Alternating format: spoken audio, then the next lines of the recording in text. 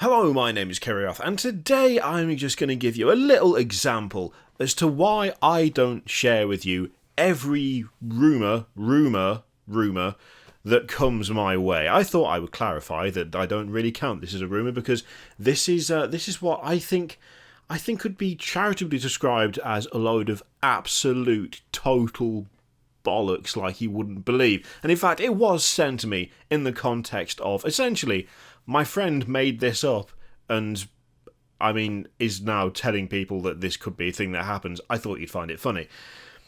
So, I'm going to tell you, and I'm going to use this as the example as to why I don't pass some stuff on. We've talked about rumours in the past. We've talked about ways to identify what is and isn't feasible or reliable, and we've talked about why I go through and actually try and verify some stuff before I just throw it at you, because sometimes, and I mean this in the nicest possible way, people just don't off chat some shit, frankly, and this is one of those situations. So, yeah, the gist of the rumour that I was sent, and this was sent to me with literally let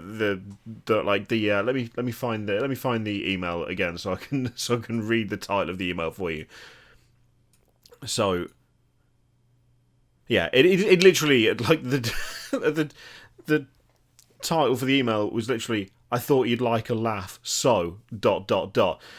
So this is a rumour. It's not a rumour. Stop saying it. It's just nonsense. This is something that was sent to me because this person's friend say they have a friend who knows someone who used to be a Games Workshop store manager. So we're already several degrees of separation from what could possibly be classed as the truth, and that is assuming that a former Games Workshop store manager would somehow have any idea as to what is going on in terms of new releases, and especially new storylines. Another thing is, we can speculate about new releases all day long, and at some point you may well hit on something correct, and in fact a good number of the things that we've talked about on this channel in terms of potential new releases have turned out to be true. The context has been completely wrong in some cases, the story that they've been attached to has been complete nonsense, but the actual physical stuff, for the most part, has been pretty solid.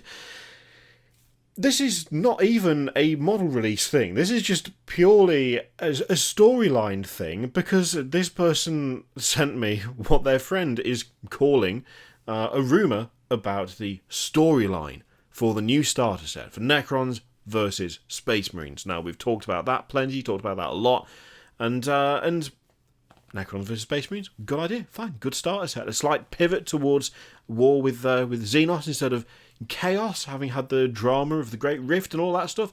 Grand, cool. Oh boy, so it's not long, don't worry. It is literally that. The new starter box story and the setup for the 8.5/9/new edition starter set is that the Silent King has returned, and he has killed the Emperor and absorbed his soul, and he is now attempting to unify the Imperium and the Necrons into one massive empire, and the story for the starter box is that the Primaris don't like this and are trying to fight back. Now, this is a absolute prime candidate for reasons as to why I don't talk about the vast majority of stuff that is sent to me. Granted, what a twist that would be. What a twist that would be. That would be... who could have seen it coming? Who really could have seen it? No one could have seen it coming because it's nonsensical. So somehow the Silent King just... I can see where elements of this have come from, right? The whole soul absorption thing, we've already seen Illuminor's Errors is very model, is sucking the goo out of some poor sod on the floor. And, it's been a long time thing of, Necron warriors and issues with souls and, wanting to get back into biological bodies and get personality and stuff back. And, the Silent King is very much all about that. He wants his people to return to what they were, just slightly less, downtrodden and wrecked by radiation and living slightly better lives than they currently are in the form of just horrendous metal skeletons that don't really have feelings or anything like that. That side of things, yeah, sure. But it would be the boldest of bold moves to have like an Imperium in resurgence. The Primaris have shown up. Belisarius Cawl has waved his magic technological wand. He's put his foot on the book of law and gone, no more of that, and has created this vast army that is stronger and taller and better, and a bunch of new units and technology, and my god, we're actually prevailing against chaos slightly better than we were sort of, kind of. To take all of that and then go, oh yeah, and now the Emperor's dead, but it's okay because the Silent King is also the Emperor now. That would be a monumental twist, and the best thing about that twist would be that there is absolutely no setup for that at all. There is nothing to suggest that that would happen. It doesn't tie in with anything that we've... I mean, the only thing it ties in with are hints given in a couple of short stories and Illuminor Xeris' model. This is going under the assumption that the ability to do that, firstly, is already a thing. That it would be just easy. I mean, surely getting into Terror, getting into the throne room would be a bit of an issue. Unless he just, pops in, just, does a bit of deep strike, just appears, does a quick stab, and then away he goes. I mean, first of all, that would be the most... Why are we even trying to rationalise why this is not going to happen? It's clearly not going to happen. There's nothing to suggest that this would happen in any way whatsoever. It would immediately piss off the vast majority of everyone. Like, yeah, okay, Belisarius Cawl, he's waved the magic wand, he has done the magic thing, and he has created the magic marines, yes. But he hasn't murdered the Emperor with no warning whatsoever, and snuffed out the Astronomicon for a start, because, well, that would presumably go, unless it was maintained throughout the death, and then soul absorption that we don't even know exists. And the idea that the Imperium as a whole, which is fiercely xenophobic, by design, it's very much ingrained, really, would just be like, yeah, sure, and it's only the Primaris who are against it, not the old, standard Marines. None of them would be like, I don't think this is a good idea. It's absurd. It is laughable. And in fairness, the person who sent it to me, they were correct. I did get a good laugh out of it. But it also just reinforces my belief that when it comes to things like rumours and rumours and leaks and all that stuff, you have to do your due diligence. You have to look at what the overall picture is. You have to do a bit of research before you start spreading it around, because that's not plausible at all. I mean, if that turns out to now be true, which it won't, then I don't even know what I'll do. I don't even know what the forfeit for that would be. But because it's so unlikely and makes so little sense to do with anything.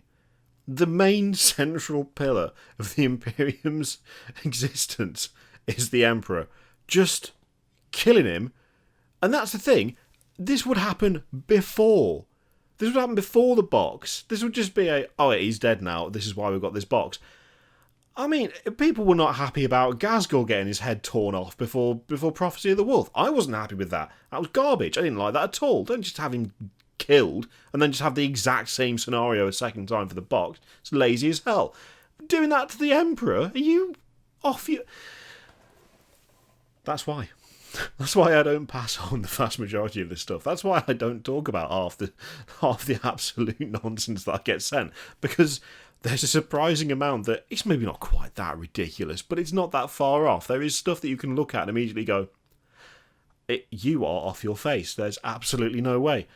But that's got to be the worst example of it. It's the best example of it, and it's also the worst because it's so unbelievably dumb. But yeah, I just thought I'd share that with you, because what the hell is that? I mean, if you can come up with a way to make that feasible, then by all means let me know in the comments. If you've got an idea, you're like, okay, well, I can see how we get to this point, then go for it, because it just seems like a load of old shit to me. But god damn, I love it. I wouldn't mind if stuff was that silly more often. to be fair. That'd make it a lot easier to work out whether it's true or false or not. Like whether there's anything to it. If there was more of it where you could just look at it and go, no, then that would make things a lot easier. But, maybe wanting more absolute nonsense floating about isn't necessarily a good thing.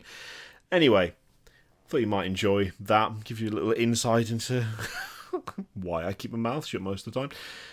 Let me know if you think there's any sort of plausibility to that absolute nonsense in the comments down below. In the meantime, feel free to click all the things, Patreon, video subscribe, all that stuff. Click it if you like, don't click it if you don't want to. As always, there's an affiliate link for Element Games in the description. It's a great way to support the channel if you'd like. You can buy your 40k stuff, Age of Sigmar stuff, paints, supplies, brushes, you name it.